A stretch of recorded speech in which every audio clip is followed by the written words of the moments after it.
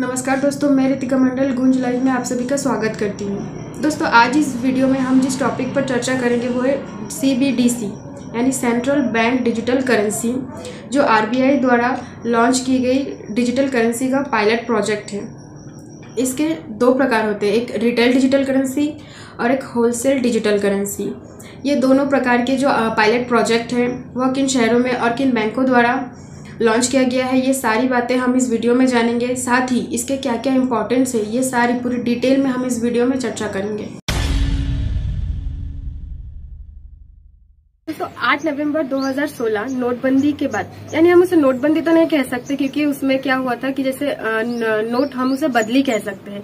जैसे RBI द्वारा 500 और 1000 के नोटों को बदल के 500 और 2000 के नोटों को लाया गया था। तो नोटबंदी के बाद ही हम जैसे ऑनलाइन ट्रांजैक्शन की ओर अग्रसर हो गए। जैसे हम यूज करते हैं यूपीआई हो गया, यूपीआई के माध्यम से हम पेटीएम यूज करते हैं।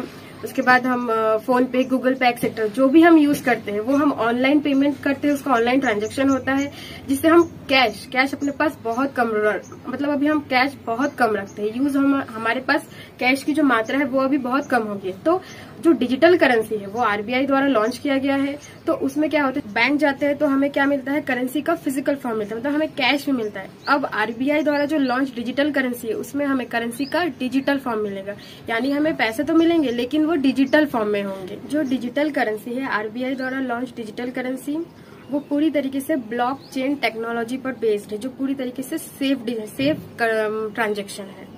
तो जो हमारे इंडिया में डिजिटल करेंसी दो प्रकार के हैं। पहला है रिटेल डिजिटल करेंसी, जिसे हम ई-रूपी भी कह सकते हैं, और सेकंड है अपना होलसेल डिजिटल करेंसी। ठीक है, तो जो रिटेल डिजिटल करेंसी होता है वो हम सब के लिए होता है। जो नॉर्मली हम जो छोटे छोटे ट्रांजैक्शन करते हैं वो हमारे लिए है। और जो होलसेल डिजिटल करेंसी है वो RBI द्वारा जो कुछ सिलेक्ट किए गए फाइनेंशियल इंस्टीट्यूशंस के लिए है, जो कि बड़े बड़े उद्योगपति है जो बड़े पैमाने पर ट्रांजैक्शन करते हैं, उनके लिए होता है wholesale digital currency. Retail digital currency, RBI द्वारा 1 नवंबर को रिटेल डिजिटल करेंसी का पायलट प्रोजेक्ट लॉन्च किया गया है, जो 4 बड़े शहरों में किया गया है।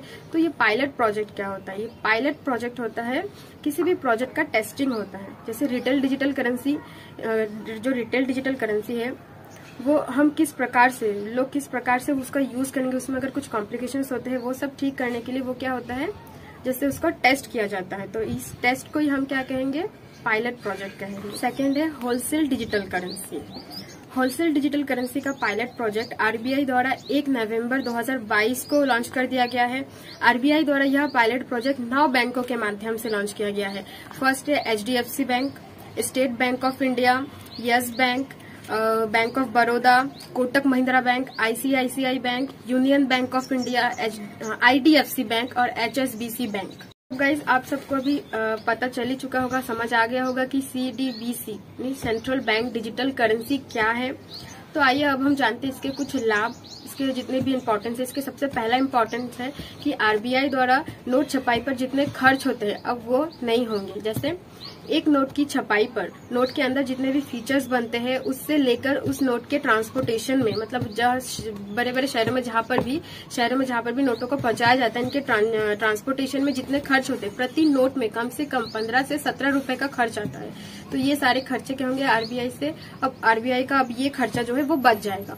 सेकेंड जो है वो है नकली नोट।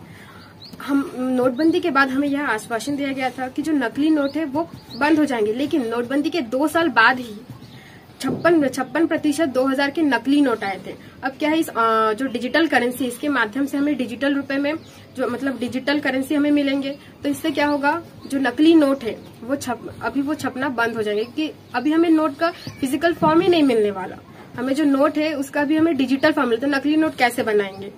और थर्ड जो है, अभी हर व्यक्ति जो भी ट्रांजैक्शन करेगा, जो भी उसका ऑनलाइन ट्रांजैक्शन रहेगा डिजिटल माध्यम से, जो भी डिजिटल करेंसी जो भी ट्रांजैक्शन होगा वो सब अभी सरकार की निगरानी में रहेंगे।